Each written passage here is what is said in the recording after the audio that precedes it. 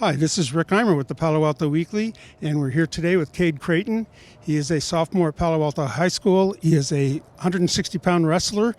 This last weekend at MidCALs, which is a major tournament, he reached the championship match. He had gone 5-0 up until then, but then he got pinned in the final. But he learned from that. So we'll kind of talk about that, the whole tournament in general, and just leading up to that championship.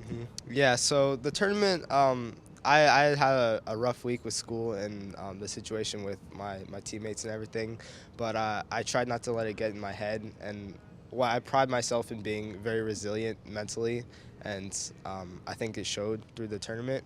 And throughout the first few matches in the first day, I was trying to wake up and wrestle my best and perform, and that's what my coaches and my dad were telling me to perform, which is what I thought I did.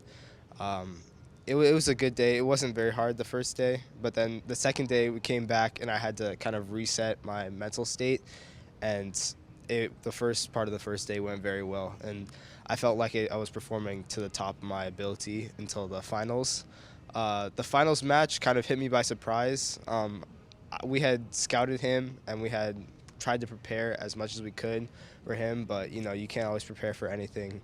I feel like I made a few fatal flaws, and that is what got me in the end. But I know that's what I'm going to have to face in the CCS finals, and I'm training harder than ever for that right now.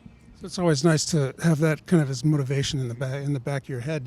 Now, your dad, you mentioned a very famous wrestler in his day, and still famous as a coach and whatnot, especially in wrestling.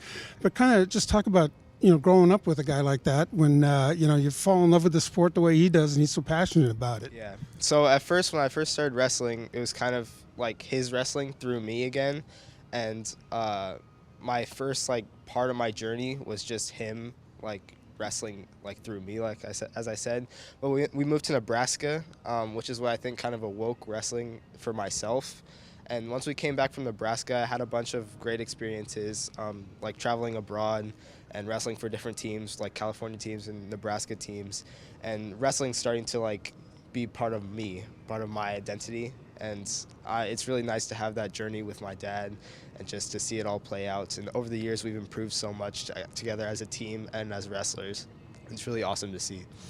Now, over the years, did he take it easy on you, or did he kind of come at you full tilt? No, he's always been full tilt. He's never really taken it easy on me. I know he expresses everything through love, and we've gotten better throughout the years, and it's actually a really good system right now.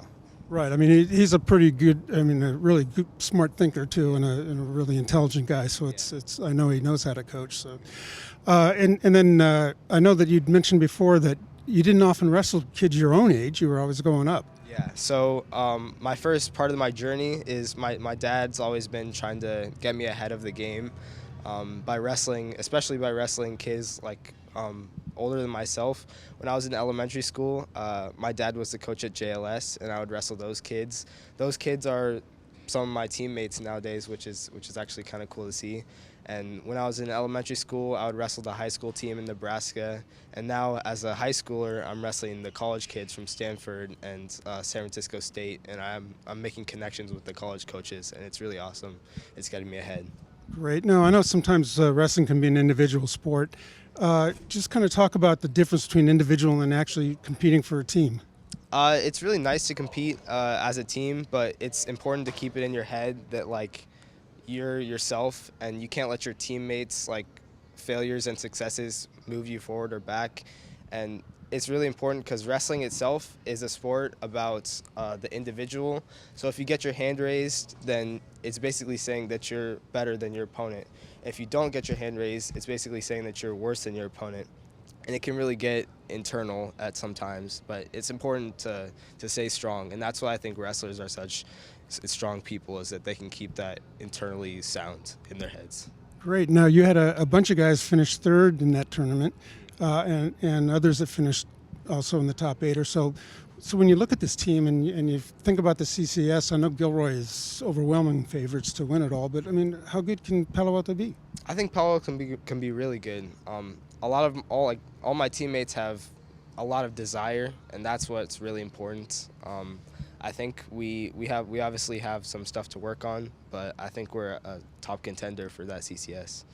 Great. So we've been talking to Cade Creighton. He is our Athlete of the Week this week, and congratulations. Thank you so much. And if you want to find out about next week's Athlete of the Week, hit that subscribe button down below or visit us at pasportsonline.com.